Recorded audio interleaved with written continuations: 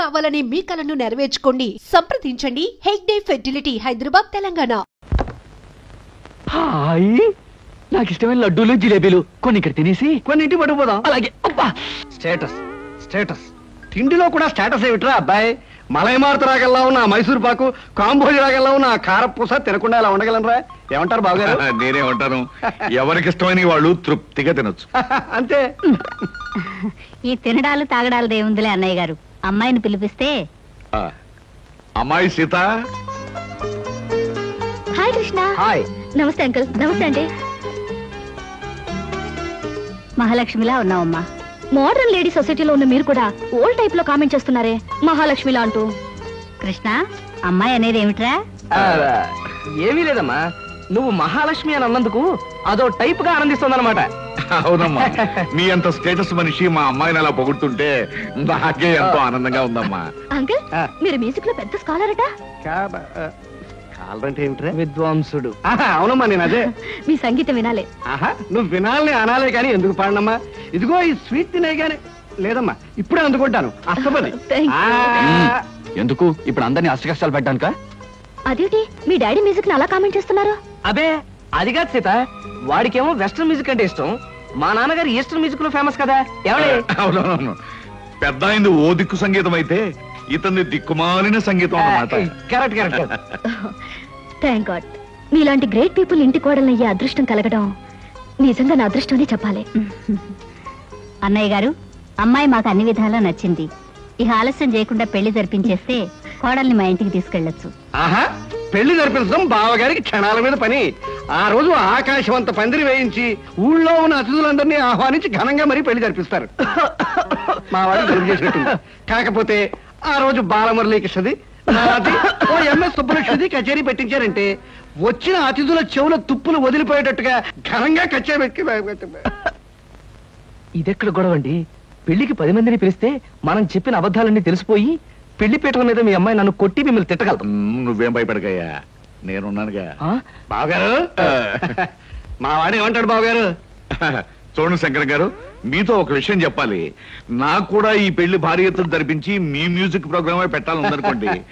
కాకపోతే మా ఆవిడ కళ్ళు మూసే ముందు అమ్మాయి పెళ్లి ఈ ఊళ్ళో కాదు తిరుపతిలో జరిపించండి అని మాట తీసుకుపోయింది. దాందే ఉంది బావగారు, ఏకంగా ఈ ఊళ్ళో ఉన్న వాళ్ళందరినీ 100 బస్సులో తిరుపతి తీసుకుపోయి అక్కడే బ్రహ్మోత్సవాలంత ఘనంగా పెళ్లి జరిపించేద్దాం. నేను కచేరీ కూడా చేసేస్తాను. అలాగే జరుపుతురు గాని, కాకపోతే మా వంశానికి చిన్న శాపం లాంటిది ఉంది. ఆడపిల్ల పెళ్లికి ఎవరిని పిలవకుండా క్లుప్తంగాను గుంభనంగాను జరిపించాలి. అలా జరగకపోతే పెళ్లైన 3వ రోజున పిల్ల తాలూకు మామగారు గుండాగిపోయి కన్ను మూసేయటం ఆనవాయితీగా వస్తుంది. అమ్ము, ఈ పెళ్ళైతే నేను పోతానా? మరి ఆ శుభం నా నోటితో అనకూడదు కదా. అవునవును, అనకూడదు కదా. అయ్యో అయ్యో, అలాంటి మాట వినటమే అశుభం అండి. అలాంటి ఆచారమే ఉంటే పెళ్లి మీ ఇష్టం వచ్చినట్టే జరిపించండి. అమ్మా, అర్థం లేకుండా మాట్లాడుకో. నాన్న, ఓ పని చేద్దాం. ఈ ఆచారాలన్నీ ఎంతవరకు నిజం ఒకసారి టెస్ట్ చేసి చూద్దాం. నువ్వు పోయావనుకో నమ్ముదాం, లేదంటే మానేద్దాం, అంతే. లేదంటే ఏమిటో నిత్యదరిద్రుడా, నా చావుతో ఆచారాలు మీరు టెస్ట్ చేస్తారా? తోడురాగం పడి ప్రాణాలు తోడేయగలం. బావగారు, అమ్మాయి మామగారి విషయంలో ఇలాంటి ప్రమాదాలు ఏమైనా ఉంటే చడి చప్పుడు లేకుండా ఏ చీడ గదిలోనో అటక మీద పెళ్లి జరిపించేద్దామండి. మరీ అంత అక్కర్లేదండి. మన 1/2 మంది తిరుపతి వెళ్ళి ఆ శుభకార్యం పూర్తి చేసుకుంటే సరిపోతుంది. అలా అన్నారు, బాగుంది. వస్తాం, నమస్కారం అండి.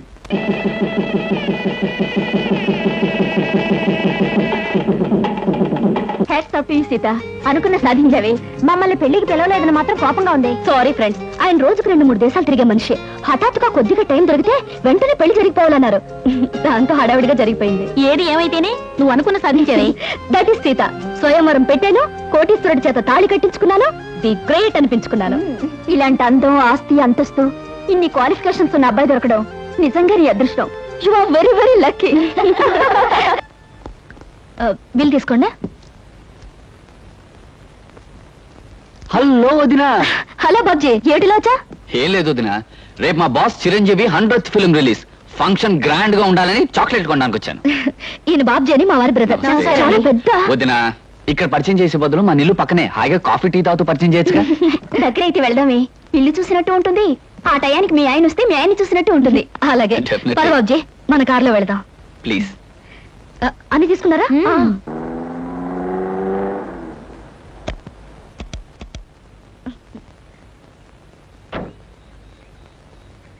వదినా, ఇది కాదు, అది మన ఇల్లు. రావద్దునా రావద్దునా ప్లీజ్ కా కూర్చోండి. ఇది నిజంగా మీ ఇల్లేనా? అవును వదినా, మా ఇల్లే మమతల కోయిల, మా ఇల్లే మమతల పందిరి. రేయ్ రాగానే అలా కూని చేస్తావేరా దర్జుకుంటు వేదవా. నాన్నగారు. మీ నాన్నగారా? రే కథల కుతూహలంలో కాపీ కలిపేశావురా. అమ్మా నువ్వా? ఎంతసేపు అయింది వచ్చి?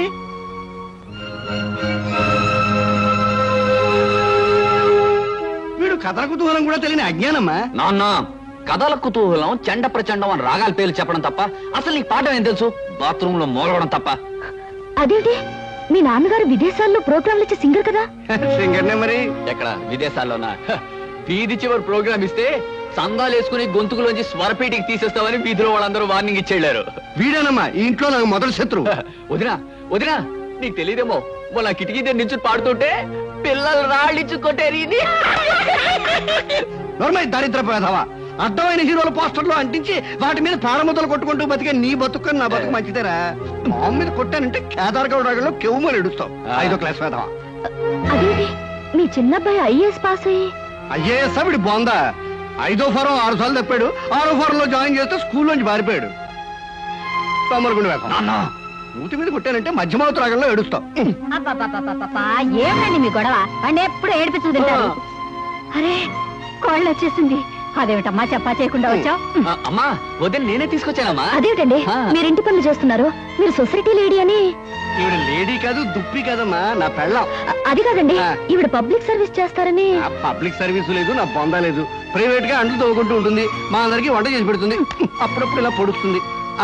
పులిహార సేమ్యా ఉప్ప చాలా అద్భుతంగా చేస్తుంది. నువ్వు దగ్గర కూర్చొని చేయించుకు మరి.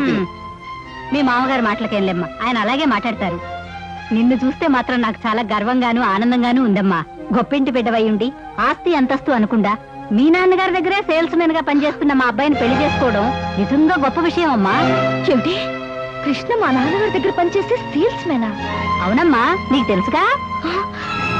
ఏమే పెళ్ళైన భర్తను పట్టుకుని సేల్స్ మెన్ నౌకరు చౌకీదార్ అంటూ ఉంటే కోడల మనసు బాధపడదు. పెళ్లి చేసేసుకుంది కదా, ఏ ప్రపంచం రేపుతాడు. నువ్వు వెళ్ళి మన కోడలకి స్నేహితులకి వాళ్ళందరికీ కాఫీ టిఫిన్ చేసేసరా. మీరంతా కూర్చోండమ్మా. ఇది కడుకురా. మీరు కూడా వదండి. ఉల్లిపాయలు తరిగిస్తాను, కూర్చోండమ్మా. పెద్ద కోటీశ్వరుడు చెప్పింది ఏమైంది? స్వయంవరం ప్రకటించి మరీ సెలెక్ట్ చేసుకుంది. విదేశాలు విమాన ప్రయాణాలు అంది. ఇంతటి సంబంధానికి పేపర్ ప్రకటన ఒకటి.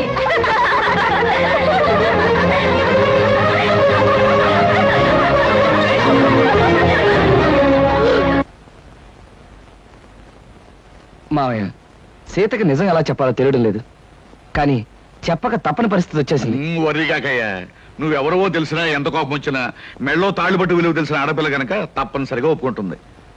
అమ్మా సీత, ఎక్కడి చూస్తున్నావమ్మా? ఇప్పుడే అల్లుడు గారు నేను నీ గురించే తలుచుకుంటున్నాం. నేను కూడా మీ అల్లుడు గారి గురించే తలుచుకుంటూ వచ్చాను. బై బై, మీ హనీమూన్ ప్రయాణానికి కావాల్సిన కొనుక్కున్నావా? నాకు కావాల్సింది కొనుక్కుందామంటే నాకు అది దొరకటం లేదు డాడీ. ఇట్స్ ఆల్ రైట్, వెళ్ళేది ఢిల్లీయే కదా, కావాల్సినవన్నీ అక్కడే కొనుక్కోవచ్చు. అవును, మనకు కావాల్సినవన్నీ అక్కడే కొనుక్కోవచ్చు సీత, యూ డోంట్ వరీ. మాకు ఢిల్లీ టికెట్స్ ఎంత కొన్నారు డాడీ? 1500 చిల్లరైందమ్మా. అంటే మన ఆఫీస్ లో ఒక సేల్స్ మెన్ జీతం అంతే కదండి? అంతే అయి ఉంటుంది. I don't know what uncle, మీ సేల్స్ మెన్ కి ఎంత ఇస్తారో ఆయన అడగడం దేనికి? పుచ్చుకునేది మీరేగా. Sita, what are you talking? Shut up. అబద్ధాలు కట్టుకథలు చెప్పి నన్ను మోసం చేస్తావా? మా నాన్నగారి దగ్గర జీతం డబ్బుల కోసం పనిచేసేవాడివి నా దగ్గర మల్టీ మిలియనర్ల వద్ద చేస్తావా? ఎందుకో పనికిరాని నీ కుటుంబ సభ్యుల్ని, గ్రేట్ పీపుల్ అని నాకు పరిచయం చేస్తావా? నా మెళ్ళలో తాళిబొట్టుకి మోసం అబద్ధం కుట్రనే 3 ముళ్ళు వేసి నా బ్రతుకుని అన్యాయం చేస్తావా? అమ్మా సీత, ఆవేశపడదు. ఈ పెళ్లి జరగడానికి కారణం అతను కాదమ్మా, నేను. డాడీ. అవునమ్మా, అతని అబద్ధాలను బలపరిచి నేను నమ్మేటి చేసి ఈ పెళ్లి జరిపించింది నేనమ్మా. డాడీ, ఈ పని నువ్వు చేసావా? ఒక మగవాడు పెళ్లి కాని ఆడపిల్ల ఆస్తి చూసి అందం చూసి అబద్ధాలతో మోసం చేశాడంటే దానికి అర్థం ఉంది. కానీ ఒక కన్న తండ్రి సొంత కూతుర్ని పరాయి మగాడితో నాటకవాడి పెళ్లి జరిపించాడంటే బహుశా లోకం ఇదే మొదటిసారనుకుంటాను. పసితరం నుంచి అమ్మలేని నన్ను పెంచి పెద్ద చేసి అడిగింది కాదనక కోరింది లేదనక నన్ను ఇంతదాన్ని చేశా. ఇప్పుడు ఆయనతో కలిసి నాటకవాడి నన్ను ఎందుకు మోసం చేశావు? ఎందుకు మోసం చేశావు డాడీ? మంచి ప్రశ్న వేశావమ్మా, చాలా మంచి ప్రశ్న వేశావు. కానీ ఈ ప్రశ్న అడిగే ముందు జరిగిన విషయాలు ఏమిటో ఒక్కసారి గుర్తు తెచ్చుకో. ఒక ఆడపిల్లకు ఉండవలసిన మర్యాద సాంప్రదాయం మర్చిపోయి పేపర్లో మొగుడు కోసం ప్రకటనలు వేయించింది నువ్వు. ఆ ప్రకటనలు చూసి వచ్చిన కృష్ణను సెలెక్ట్ చేసుకుంది నువ్వు. అతన్ని మనసారా ప్రేమించి ఇంటికి తీసుకొచ్చి నాకు పరిచయం చేసింది నువ్వు. ఇందులో నా తప్పుందా? కృష్ణను చూశాక ఇంటర్వ్యూ పేరుతో నువ్వు పొరపాటుగా ప్రవర్తించిన, మొగుడు సెలక్షన్ అంటూ పొగరమోతుగా ప్రవర్తించిన, ఓ మంచి మనిషిని ఎంచుకునేటట్టు ఆ భగవంతుడు చేశాడని ఆనందించానమ్మా. అడ్డదారిలో వెళ్ళినా నేను ఆశించినట్టుగా గమ్యానికి చేరుకుంటున్నావని సంబరపడ్డానమ్మా. అందుకే ఈ పెళ్లి జరిపించడానికి నేను కొన్ని అబద్ధాలు చెప్పుంటాను. ఇది ఏ రకంగా తప్పమ్మా? అంటే మోసం చేసి ఆయనతో పాటు సీత, మళ్ళీ అతను మోసం అను. పెళ్లికి ముందే నీతో చెప్పాలనుకున్నాడు, కానీ నేనే చెప్పొద్దన్నాను. ఇది తప్పేమోనన్నాడు, కానీ ఇది తప్పనిసరని నేనే ఒప్పించాను. సీత, భగవంతుడు నిన్ను ఏ మోసగాడి చేతుల్లో పడేయకుండా ఒక మంచి మనిషి, మనసున్న మనిషి చేతిలో పెట్టినందుకు నేను సంతోషించానమ్మా. All right daddy, all right. జరిగిన దానికి కారుకురాల్ని నేనేనంటావు, అన్ని చేసింది నేనేనంటావు. ఆల్ రైట్, ఇప్పుడు కూడా నేను చేయాల్సిందేదో చేస్తాను. సీత, ఏం చేస్తావు? నాకు విడాకులు ఇస్తావా? మంగళసూత్రానికి విలువిచ్చేదాన్ని విడాకులు ఇస్తానని అనను. కాకపోతే ప్రస్తుతం మన హనీమూన్కి వెళ్ళడం లేదా, మీ ఇంటి కాలు మొగలుగా వెళ్ళబోతున్నా. అక్కడ నేను ఏం చేస్తానో, ఎలా ఉంటానో ముందు ముందు మీకే తెలుస్తుంది. కృష్ణ, ఈ మొండిది తిక్కది మీ ఇంటికి కాపురానికి వచ్చి నిన్ను ఎన్ని కష్టాలు పెడుతుందో, మీ సంసారంలో ఎన్ని కలతలు రేపుతుందో అనే భయంగా ఉందయ్యా. మావయ్య, మీరేం భయపడకండి. జీవితంలో ఎలాంటి ఛాలెంజ్నైనా ఎదుర్కొని విజయం పొందటం నాకు అలవాటే. మీ అమ్మాయి విషయంలో కూడా నేను గెలుస్తాననే నమ్మకం నాకుంది. కాకపోతే ఆనాడు రాముడు సీతను అగ్నిప్రవేశం చేయించాడు. ఈనాడు మీ సీత ఈ రాముడిని అగ్నిప్రవేశం చేయించబోతుంది. ఆ అగ్నికి ఏమాత్రం చెక్కు చెదరకుండా పవిత్రమైన మనిషిగా బయటకొస్తాననే నమ్మకం నాకుంది మావయ్య. డాడీ, నేను అత్తవారింటికి వెళ్తున్నాను. అమ్మ సీత, నిన్ను ఆడంబరంగానూ ఆర్భాటంగానూ పంపించాలని జరిగిన అబద్ధం పెళ్లికి ఇలా వెళ్ళటమే సరైన పద్ధతి. పదండి. సీత, నీ ఆస్తి అంతస్తు చూసి నిన్ను పెళ్లి చేసుకోలేదు. నువ్వెక్కడి నుంచి ఏమీ తీసుకురావడానికి వీల్లేదు. కట్టుకున్న చీరతోనూ, నేను కట్టిన తాళితోనూ, కట్టుకున్న మొగుడుతోనూ నువ్వు నీ పుట్టింటి నుంచి బయలుదేరి రావాలి. That's all. కమాన్.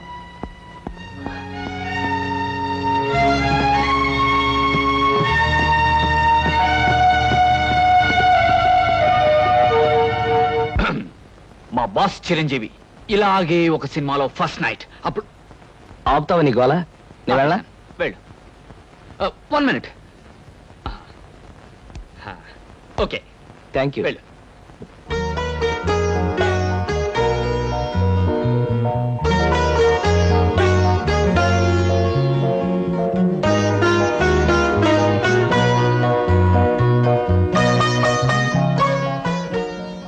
సీత, మగాడికైనా ఆడదానికైనా జీవితంలో ఈ తొలి రాత్రి అనేది ఓ మరపురాని మధురమైన అనుభవం అంటారు. ఈ అనుభవంతో మనుషుల్లో ఆత్మీయతలు పెరుగుతాయి. ఒకరినొకరు పూర్తిగా అర్థం చేసుకోవడం జరుగుతుంది. సీత, నేను నీకు ఎన్నో అబద్ధాలు చెప్పుండొచ్చు, కానీ ఒక్కటి మాత్రం నిజం. నేను మనస్ఫూర్తిగా మనసారా నిన్ను మొదటిసారి చూసినప్పుడే ప్రేమించాను. I love you Sita, I love you. కాదండి, మీరు నన్ను ముట్టుకోవడానికి వీల్లేదు. సీత, అవును, తాళి కట్టారు గనక లోకం ముందు మీకు భారీగా తల ఉంచే ఉంటాను. కానీ నా మనసును మోసం చేశారు గనక నేనెన్నటికీ మీకు దగ్గర కాలేను. సీత, ఏమిటి అర్థం లేకుండా? అవును, లోకం దృష్టిలోనూ అందరి దృష్టిలోనూ మనం భార్యాభర్తలుగా ఉంటాం. కానీ శారీరకంగానూ మానసికంగానూ ఒకరికొకరు దూరంగానే ఉంటాం. అంటే ఇది నువ్వు నాకు విధించే శిక్ష? అవును, నన్ను మోసం చేసినందుకు, అబద్ధాలతో నన్ను పెళ్లి చేసుకున్నందుకు మీరు శిక్ష అనుభవించి తీరాలి. ఆల్ రైట్ సీత, నేను నిన్ను ప్రేమించి పెళ్లి చేసుకుంది పవిత్రమైన భావంతోనే తప్ప కామంతో కోరిక తీర్చుకోవడానికి కాదు. నా మీద మనసు లేని నిన్ను ఎన్నటికీ తాకను. ఏదో ఒక రోజున నన్ను అర్థం చేసుకుని నువ్వు నా దగ్గరికి రావాలే తప్ప నేను మాత్రం నీ దగ్గరికి రాను. అంతవరకు లోకం దృష్టిలో మాత్రమే నీకు భర్తగా ఉంటాను. Good night.